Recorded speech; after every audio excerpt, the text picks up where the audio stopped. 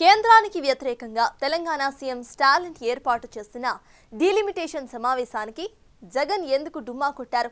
స్టాలిన్తో మంచి సాన్నిహిత్యం ఉన్నప్పటికీ కూడా ఆయన ఏర్పాటు చేసిన ఈ సమావేశానికి ఏపీ మాజీ సీఎం అసలు ఎందుకు వెళ్ళలేదు? అక్రమాస్తుల కేసులో A1గా ఉన్న మాజీ ముఖ్యమంత్రి జగన్ బెయిల్ రద్దవుతుంది అని భయపడుతున్నారా? అందుకే బీజేపీకి వ్యతిరేకంగా వెళ్లే ధైర్యం ఆయన చేయలేకపోతున్నారా?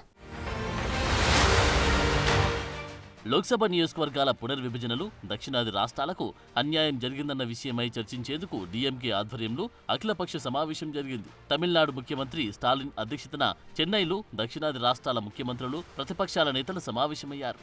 ఈ భేటీకి తెలంగాణ నుంచి సీఎం రేవంత్ రెడ్డి, టీపీసీసీ అధ్యక్షుడు Mahesh Kumar Goud, BRS working president KTR, మాజీ మంత్రులు నిరంజన్ రెడ్డి, జగదీష్ రెడ్డి హాజరయ్యారు. Kerala CM Pinarayi Vijayan, Karnataka deputy CM DK Shivakumar పాల్గొన్నారు. ముఖ్యమంత్రి రేవంత్ రెడ్డితో పాటు బీఆర్ఎస్ వర్కింగ్ ప్రెసిడెంట్ కేటీఆర్లు సైతం హాజరై ఒకే వేదిక పంచుకోవడం విశేషం. ఏపీ నుంచి వైసీపీ అధ్యక్షుడు, మాజీ ముఖ్యమంత్రి జగన్ ని కూడా స్టాలిన్ ఆ అఖిలపక్ష సమావేశానికి ఆహ్వానించారు. అయితే స్టాలిన్తో మంచి సాన్నిహిత్యం ఉన్న జగన్ అటువైపు కన్నెత్తి కూడా చూడలేదు. అక్రమాస్తుల కేసుల్లో A1 నిందితుడైన జగన్ 10 ఏళ్లుగా బెయిల్పై ఉన్నారు. ఆ కేసులను కేంద్ర ప్రభుత్వ పరిధిలోని సిబిఐ, ఈడీలు విచారిస్తున్నాయి.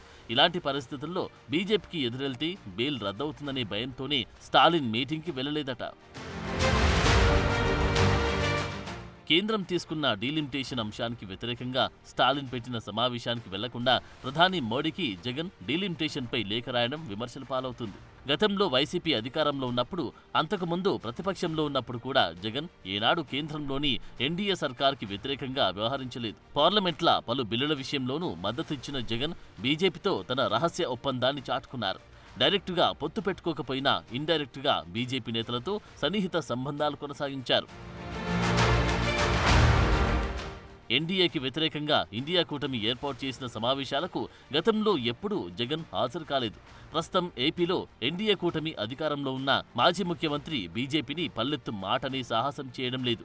ఒకవైపు చూస్తే జగన్ అక్రమాస్తుల కేసులో ఏళ్ల తరబడి పురోగతి లేదని ప్రస్తుత ఏపీ డిప్యూటీ స్పీకర్ రఘురామకృష్ణమరాజు సుప్రీంకోర్టులో పిటిషన్ దాఖలు చేశారు. 10 ఏళ్లుగా జగన్ బెయిల్ పైనే ఉన్నారని సుప్రీంకోర్టు, హైకోర్టు స్పష్టమైన ఆదేశాలిచ్చినా గత 12 ఏళ్లుగా ట్రయల్ ఒక్క అడుగు కూడా ముందుకు సాగలేదని, సిబిఐ నిందితులు అవగాహనతో ఉన్నారని అనిపిస్తుందని ఆయన న్యాయవాదులు వాదించారు.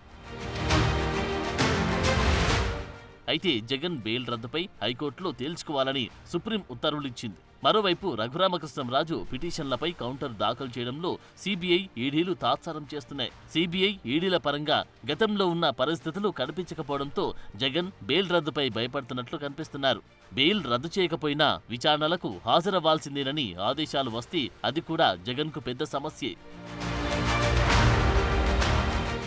అసెంబ్లీలో 11 మంది టీంతో మిగిలిన అర్హత లేకపోయినా ప్రతిపక్ష నేత హోదా కోసం పట్టుబడుతున్న జగన్ ఇలాంటి కష్టకాలంలో బీజేపీతో వైరం పెట్టుకుంటే కొత్త తలనొప్పులు ఎదుర్కోవాల్సి వస్తుందన్న భయంతో ఉన్నారన్న చర్చ నడుస్తోంది. ఆ క్రమంలో ఇంకా బీజేపీతో అంటకాగుతున్నారని నవ్వుల పాలు కాకుండా ఉండడానికి వ్యూహాత్మకంగా డీలిమిటేషన్పై ప్రధాని మోడీకి లేఖ రాశారంటున్నారు. మొత్తానికి చెన్నైలో మీటింగ్ జరుగుతున్న రోజే జగన్ లేఖ రాయడం ఆ భయాందోళనకు అద్దం పడుతుందన్న టాక్ గట్టిగానే వినిపిస్తోంది.